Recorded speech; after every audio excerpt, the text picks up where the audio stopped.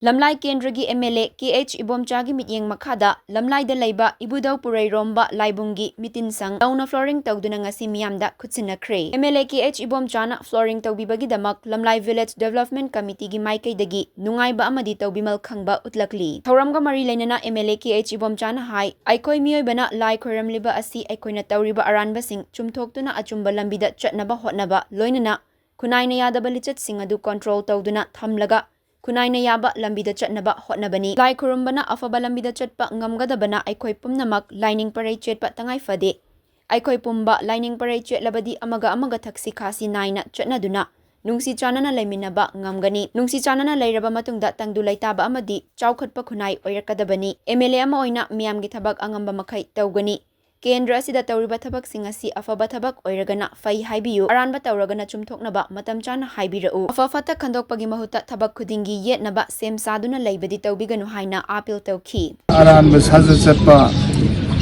sigumbagi siloi yawe khumi ana sigumba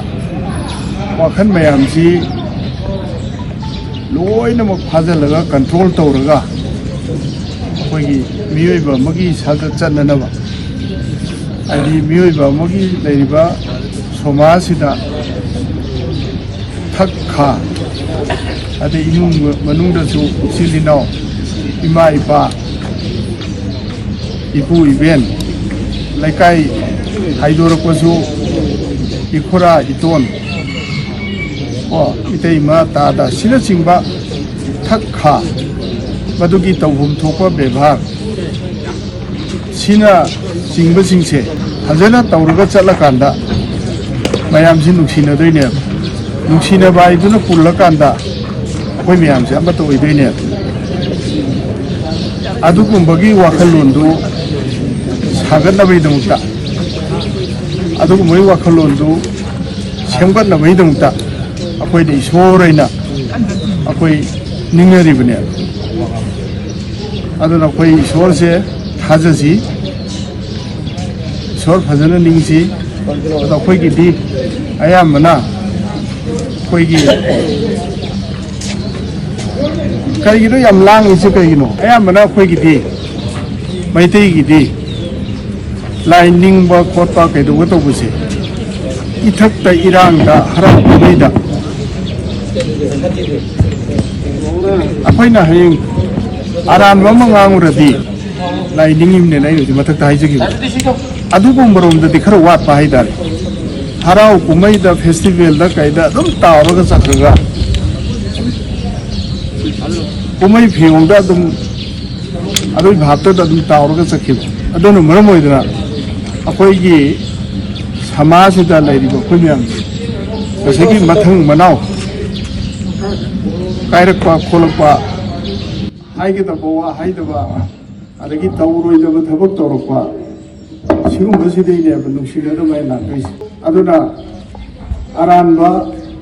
फतब तौरोइगि दिसा ओरसु नंग तौइदु लादि तौनु यारोय हैन कंथकदबने अद अफब तौरागदि अफब तौरकुदु सवकदबने अदुगुंब वखलोंदु सागप ngamnanabi nungta khoi इशोरनिंगबद पुंगिं चंगना निंगसि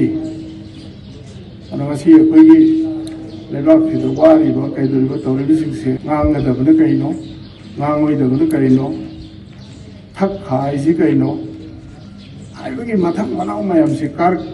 khairakko angangning mangangba mana tawningba tawwa aduna misingse amata punba yaraktaba aduna neba se phana awaba mayam mayongadisi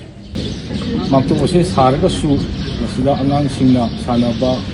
ꯑꯗꯒꯤ ꯃꯈꯣꯏꯒꯤ ꯊꯥꯡ ꯇꯥ ꯇꯝꯕꯒꯤ ꯑꯃ ꯇꯧꯕꯁꯤꯗ ꯎꯐꯨꯜ ꯉꯥꯛꯇ ꯊꯣꯛꯄ ꯌꯥꯝꯅ ꯅꯨꯡꯉꯥꯏꯇꯕ ꯑꯗꯒꯤ ꯑꯩꯈꯣꯏꯒꯤ ꯐꯛ ꯊꯥꯔꯒꯁꯨ ꯌꯥꯝꯅ ꯃꯣꯠꯁꯤꯟꯕ ꯑꯃ ꯇꯧꯕ ꯅꯨꯡꯉꯥꯏꯇꯕ ꯀꯌꯥ ꯑꯃ ꯂꯩꯕꯗꯣ ꯍꯟꯗꯛꯀꯤ ꯑꯩꯈꯣꯏꯒꯤ ꯄꯨꯔꯤꯕ ꯀꯃꯤꯇꯤꯁꯤꯒꯤ ꯇꯥꯝꯁꯨ ꯂꯣꯏꯁꯤꯜꯂꯛꯄ ꯃꯇꯝ ꯑꯣꯏꯁꯤꯜꯂꯛꯂꯦ ꯃꯁꯤꯒꯤ ꯃꯇꯥꯡ ꯑꯁꯤꯗ ꯑꯩꯈꯣꯏꯅꯁꯨ ꯄꯨꯔꯤꯉꯩ ꯃꯇꯝ ꯑꯁꯤꯗ ꯃꯁꯤ ꯐ꯭ꯂꯣꯔꯤꯡ ꯑꯃꯨꯛꯇꯪ ꯇꯧꯕ ꯉꯝꯂꯒꯗꯤ ꯑꯩꯈꯣꯏ ꯌꯥꯝꯅ ꯅꯨꯡꯉꯥꯏꯒꯅꯤ ꯍꯥꯏꯅ ꯈꯟꯕꯗꯨ ꯃꯗꯨ ꯈꯟꯕꯗꯨꯒꯤ ꯀꯔꯤ ꯇꯧꯁꯤ ꯈꯟꯅꯔꯕ ꯃꯇꯨꯡꯗ ꯑꯩꯈꯣꯏꯒꯤ MLAꯗ ꯑꯣꯏꯅ ꯃꯁꯤꯗꯤ ꯇꯧꯕ ꯌꯥꯗꯦ ꯅꯜꯂꯁꯤ ꯍꯥꯏꯗꯅ ꯑꯩꯈꯣꯏꯅ ꯇꯥꯔꯤꯛꯇꯨꯗꯤ ꯀꯥꯎꯖꯔꯦ ꯃꯌꯥꯝ ꯄꯨꯟꯅ ꯆꯠꯂꯦꯔꯒ ꯑꯩꯈꯣꯏ MLAꯗ ꯍꯥꯏꯖꯕꯗꯩꯗꯤ MLAꯗꯁꯨ ꯌꯥꯕꯤꯗꯅ माना लाई हराउबसे अखोगी हंतकी लालिबा तांग 35 युमजेगेसन निमित असिदा लमतागी नोंग पाबा निमित हौजगदबनी ꯃꯁꯤ ꯅꯪꯅꯅꯕ ꯊꯥꯕꯤꯒꯅꯤ ꯍꯥꯏꯗꯅ ꯊꯥꯖꯕ ꯄꯤꯕꯤꯕꯒ ꯂꯣꯏꯅꯅ ꯃꯁꯤꯗ MLAꯅ ꯃꯈꯣꯏꯒꯤ ꯄꯨꯛꯅꯤꯡ ꯆꯤꯡꯅ ꯊꯕꯛ ꯑꯁꯤ ꯇꯧꯕꯤꯔꯛꯇꯨꯅ ꯂꯣꯏꯅꯅ ꯑꯩꯈꯣꯏꯒꯤ ꯊꯣꯛꯆꯣꯝꯒꯤ ꯗꯤꯕ꯭ꯂꯞꯃꯦꯟ ꯀꯃꯤꯇꯤꯁꯤ ꯌꯥꯎꯕꯤꯕ ꯑꯩꯈꯣꯏꯒꯤ ꯏꯀꯥꯏꯈꯨꯝꯅꯕ ꯖꯣꯇꯤꯟꯅꯁꯨ ꯃꯄꯨꯡ ꯐꯥꯅ ꯍꯣꯠꯅꯕꯤꯗꯅ ꯑꯩꯈꯣꯏꯒꯤ ꯅꯨꯡ ꯂꯩꯉꯣꯏ ꯊꯥꯕꯤꯗꯅ ꯍꯧꯖꯤꯛꯇꯤ ꯃꯤꯌꯥꯝꯅ ꯎꯕꯤꯔꯤꯕ ꯁꯨꯃꯥꯏꯅ ꯐ꯭ꯂꯣꯔꯤꯡ ꯑꯁꯤ ꯇꯧꯕ ꯂꯣꯏꯗꯅ ꯃꯁꯛ ꯃꯆꯨ ꯊꯣꯛꯅ ꯂꯩꯖꯔꯦ